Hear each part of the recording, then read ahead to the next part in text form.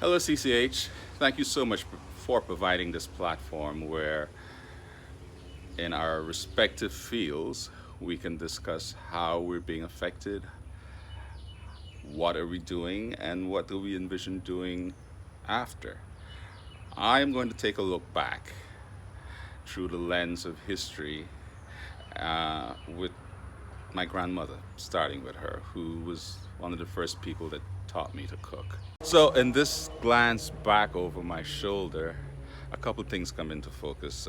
Let's talk a little bit about COVID 19 and going through my old photographs.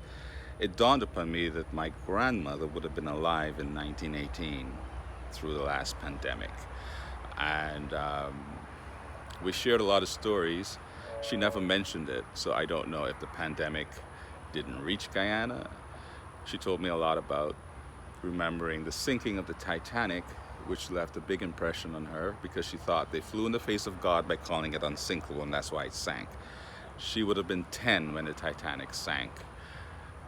In 1918, she would have been 20.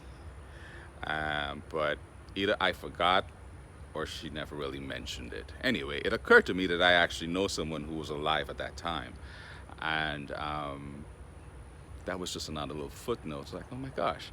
Um, there was something that came up on Instagram that showed two European women wearing scarves as masks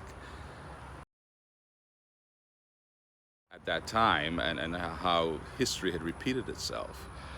I thought that was eerily interesting also. But, going back to food and cuisine, the two items that I hold dear to me being the mortar and the English steam quick cooker, where Grandma made her steam pudding, actually also denote two very distinct places on earth that are very relevant to me: Africa and the UK. I'm going to start the journey with this 18th century marble mortar, which actually is placed on the ground, and up until maybe the mid 80s, my mom and I made fufu in this in Georgetown, Guyana. I recall helping my grandmother to make fufu in this, and it it came with a huge wooden pestle, which was but this probably the height of my shoulders, and we would put the fufu in here, and put the plantains in here, and pound it the same way the Africans do pound yam. In Guyana, we only use plantains, and traditionally, the fufu was served with crab and callaloo soup. Callaloo being something similar to spinach, and the crab and callaloo soup is very akin to the gumbo in New Orleans. And the other thing, crazy thing about being in New Orleans is it is so like Guyana in many ways. So I'm a gadget person. So right next to the mortar is a modern day food processor, which is what I use today to make fufu. And basically, this is the original food processor. And next to that is an English pudding steamer.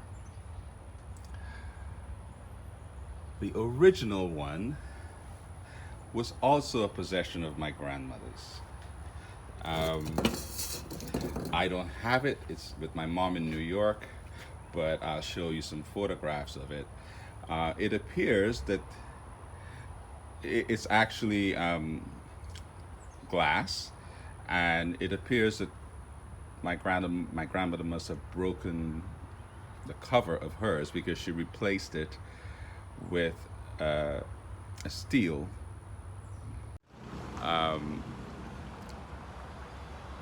The mortar, even though from what research I can see, looks as though it might have been Italian in origin, but we made fufu in it, which is a West African dish.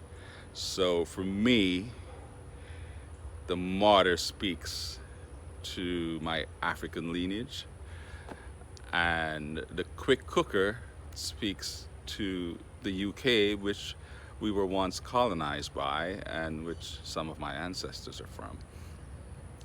And then you funnel that back to Guyana, which has a rich melting pot of culture and cuisine. There's five ethnic groups that live there, and Chinese, East Indians, Africans, Amerindians, and the Europeans back in the day.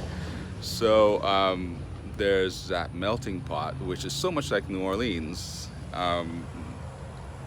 New Orleans is also not dissimilar to Guyana, so I feel very at home here. So in wrapping this up,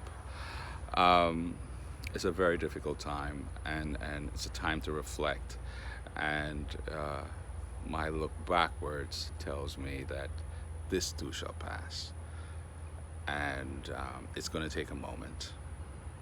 We all have to exhale